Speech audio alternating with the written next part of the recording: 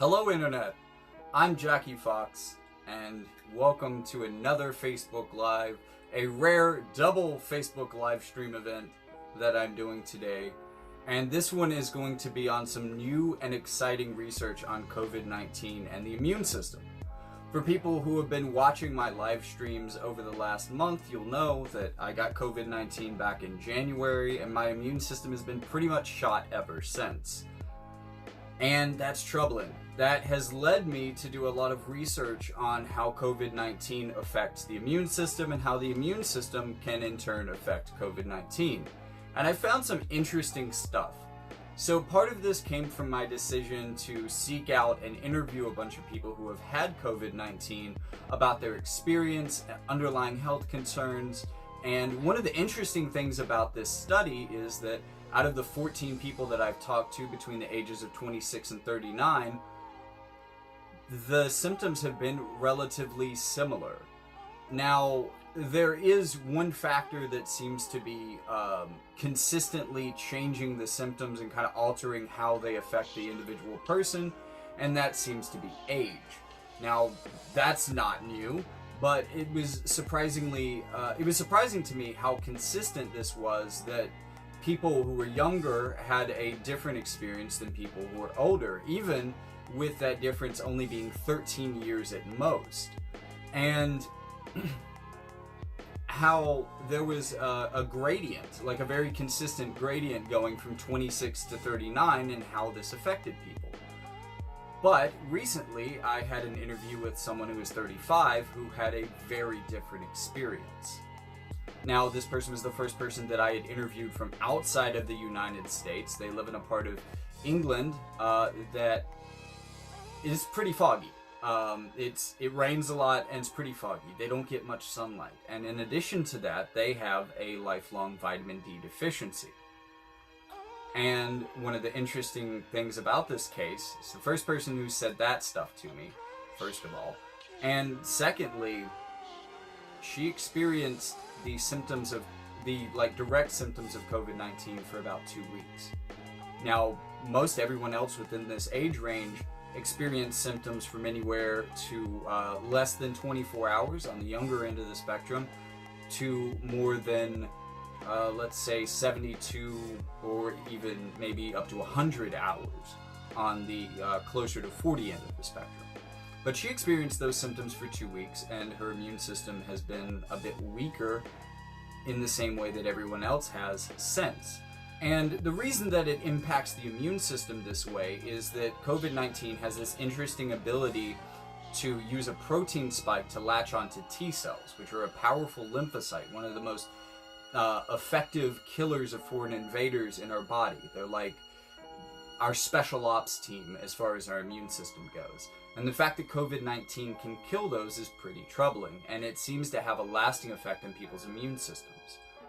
Now, some of the people in this small group of research actually fared pretty well coming out of it. Their immune systems didn't seem to be as impacted, but the majority of people within these 14 actually felt effects for weeks or even months afterwards.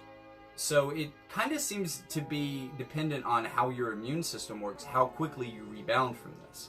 And the research into this, which has been fascinating and underreported, seems to conclude the same thing. I mean, some people, their immune system bounced back even stronger than before within like 5 or 7 days. But for some people, it took a lot longer.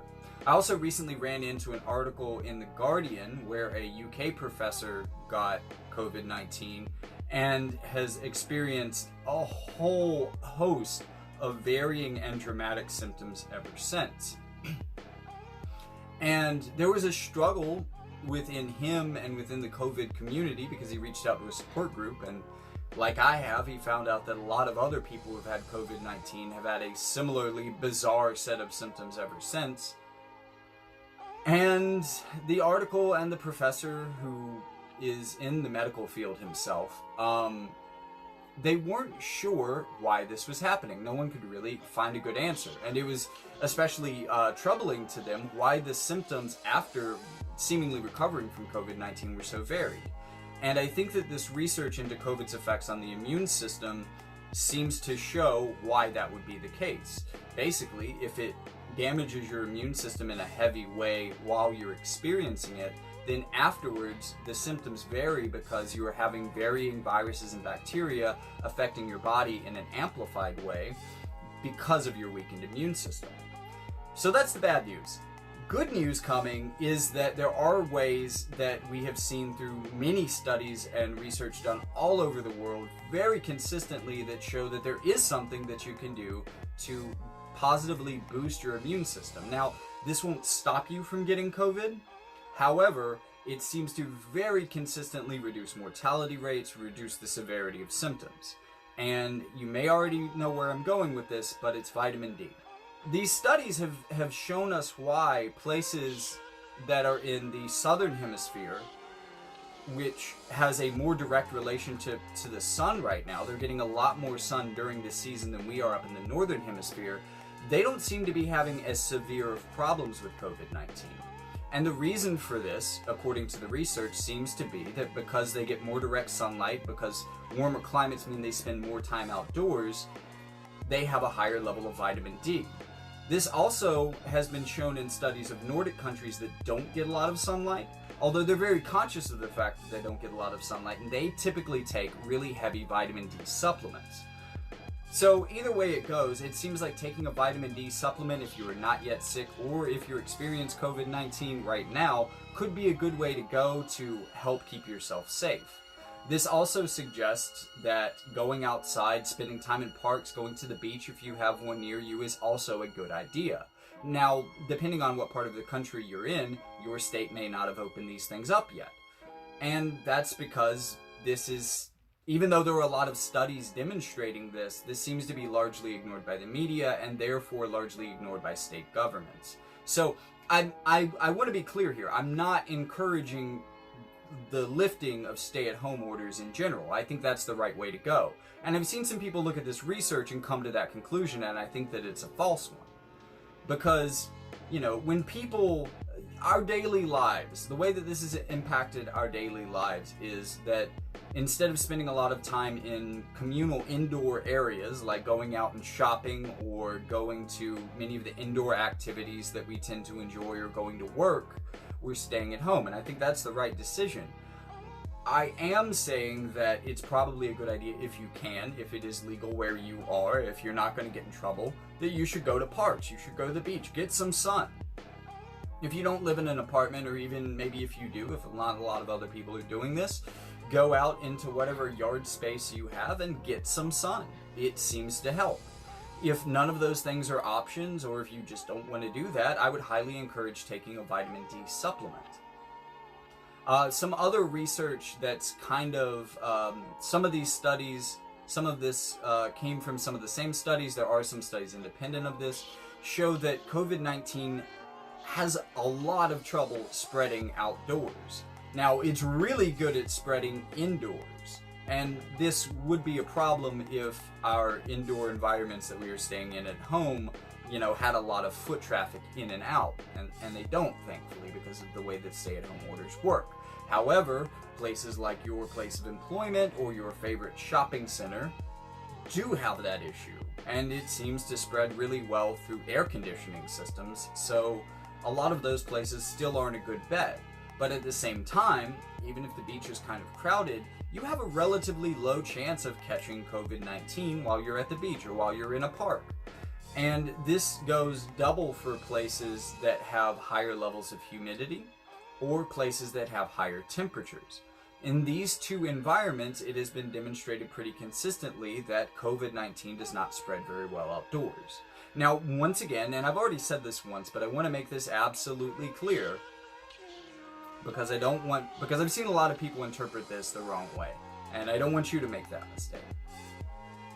Even if it gets warmer, okay, that's not going to mean that this just magically goes away, like certain people have said. Because in the modern society, we don't tend to spend a lot of time outdoors even before stay-at-home orders.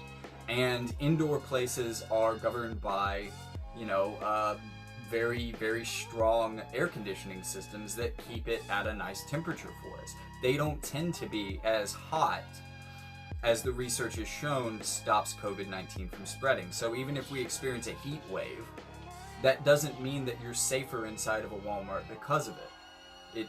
And possibly because the air conditioning is running even more, you might actually be at more risk. Of course, it runs pretty much constantly in those places, so I'm not sure if that really increases it, but, you know, just something to keep in mind. So, you know, with that being said, maybe it's a good idea to use the bathroom before you leave for the park, just so you don't have to use a communal bathroom space. You know, be careful that you're not going a bunch of other places on your way to the park, on the way to the beach. If you want to get some drinks to bring with you, you want to bring some water because it's hot, bring it from home. Don't stop in at a gas station. Minimize your risk, which is mainly in indoor spaces, not outdoor spaces, as much as you can. That is very important. And just above all else, even if you are going outdoors, it couldn't hurt for you to take an additional vitamin D supplement, because that seems to be very helpful. So that is the culmination of the research that I have been looking into. I've read a lot of studies for this, and I'm actually surprised, A, at how consistent they are on the points of, you know, how it spreads outdoors and how just the environment limits it in a lot of ways, outdoors as opposed to indoors, and how effective vitamin D is in, you know, lowering the symptoms and lowering mortality rates for people who have more vitamin D. So, with that being said, thank you for tuning into my second live stream today, and I will probably try to get this up on YouTube. Also, when I do the editing for that, there's going to be a lovely screen here showing all of my patrons and how you can become a patron of this channel as well. So, if you would like to do that, you can join the likes of people like Artemis Rivers, Kali, Swoletariat, Woo Hooligan Comedy, TX Watson, Holly Smith, and Ranger Jenny in helping me to be able to focus time into reading through these long and boring ass studies for you and coming back with information, but also just making video content in general. So thank you for your support, and thank you for anyone who is considering supporting me as well. I really appreciate you.